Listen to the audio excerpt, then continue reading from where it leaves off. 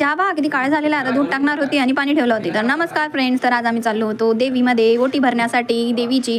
तर आम्ही भरत असतो संतोषी माता, अंबा माता आणि आम्ही दरवर्षीच भरत असतो. म्हणून यावर्षी पण आम्ही गेलो शुक्रवारी. ओटी भरणं म्हणजे खूप चांगलं असते म्हणते, म्हणून मी पण दरवर्षी माझ्या आई आणि काकू सोबत जात असतो मोठी आई सोबत ओटी भरण्यासाठी. आणि मी मग आंघोळीला गेली नाही की हे काकू आमच्या घरी तयार झाल्या. आमच्या शेजारी बाई मस्त आहे, या वैशाली काकू आहे यांचं नाव. म्हणे हो म्हणे बाई तू बिला चांगली दिसत आहे. म्हटलं काकू तुम्ही मस्त दिसत आहे ना त्या. अरे अरे काकू काय हसल्या तुम्ही, मला तर हसाच आला तुमच्या हसण्यावर. लय तारीफ झाली म्हणते माई. आणि हे माझी आईची पण तयारी झाली साधी सिंपल. आणि मग पूजा केली आणि आम्ही मग निघालो. आमच्या तुळशीजवळ आज दिवाबत्ती लागलेला आहे. इथे सांगत होती की सकाळी सकाळी पूजा वगैरे केल्यावर तुळशीची किती प्रसन्न वातावरण वाटते. आमच्या घरी म्हणजे होते पण रोज एवढ्या सकाळी नाही होत, तर आज झाली म्हणून खूप प्रसन्न वातावरण वाटत होतं असं मी सांगत होती. आणि या गोष्टी करत होत्या आणि आम्ही खूप वेळ थांबलो होतो घरामध्ये, कारण काकूची तयारीच लवकर होत नव्हती. मी म्हणून कधी येते यार कधी येते. मग शेवटी आल्या बाई. मग आम्ही निघालो आणि ॲटोत बघा, ॲटो आला तर आम्हाला एक नंबरचा हे भेटला होता. तुम्ही बघा काय म्हणते तू. देवीच्या दर्शनाला जात असते ना तर 5-10 रुपयाला 10-20 रुपयाला 5 नाही करीत मागं. ओके फक्त विचारलं भैया कोणी काही भाव लावते.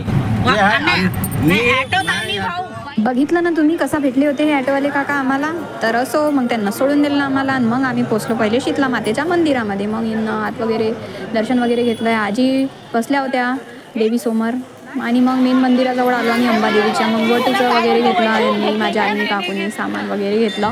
आणि तो दिवस होता ग्रीन कलर, म्हणजे त्या दिवशी ग्रीन कलर घालायचा होता. तर मी आणि सर्वांनी जास्तीत जास्त तुम्हाला ग्रीन कलरच घातलेला दिसेल. आणि मग रांगेत लागून आला मग आमचा नंबर. ओटीवाल्यांना वेगळे रांग होती आणि दर्शनवाल्यांना वेगळी रांग होती. तर इथे मस्त फोटो होता अंबादेवीचा आणि इथे वटीवाले होते. तर इथं वटी सर्वांनी भरून घेतली होती. हा आतमध्ये कॅमेरा अलाउड तर नव्हता, पण तरी पण मी थोडेसे घेण्याचा प्रयत्न केला. बघा एवढी. तर मग इथे लागले होते विविध मिठाईचे दुकानं. बघा तुम्ही मिठाईचे डबे. तर आम्ही ही वाली मिठाई घेतली होती, मिल्क केक सारखी लागत होती ती, खूप छान लागत होती. मग यांनी दुपारनं घेतले माझ्या काकूंनी. आणि मग तर इथे मोठी यात्रा करत असते आमच्या अमरावतीत तर नवरात्रीच्या वेळेस खास. आणि मग ही देवी बघा किती सुंदर रूपात होती. इथे दरवेळेस दुर्गा भवानीचं मूर्ती असते, पण यावेळेस अशी दुर्गादेवीच्या रूपात म्हणजे बसवलेली आहे मूर्ती. तर खूप सुंदर वाटत होतं तिथे.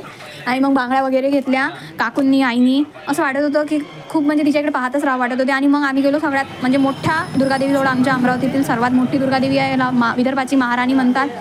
तिचे दर्शन घेतले. तुम्ही बघू शकता किती छान वाटत होतं तिथे. तर तुम्ही पण नक्की या अमरावतीमध्ये नवरात्रीमध्ये, तर स्पेशल या तुम्ही सर्व फ्रेंड्स माझे, नक्की या, तुम्हाला खूप छान वाटेल आमच्या अमरावतीमध्ये. आणि मग आम्ही गेलो संतोषी मातेच्या मंदिरात ओटी भरण्यासाठी. मग तिथे घेतली. आणि बघा संतोषी मातेचं मंदिर आहे. तर आम्ही शुक्रवारीच गेलो होतो आणि इथे पण खूप छान वाटत होतं. इथे पण आम्ही ओटी भरून घेतली आणि मग शांततेनं आमचं दर्शन झाल्यावर मग आम्ही निघालो घराकडे. मस्त ॲटोत बसलो. जर तुम्हाला व्हिडिओ आवडला असेल तर लाईक शेअर सबस्क्राईब करा फ्रेंड्स प्लीज तुमचा. तर असेच सपोर्ट करत राहा फ्रेंड्स नेहमी मला. तर भेटूया पुढच्या व्हिडिओमध्ये. Bye bye friends.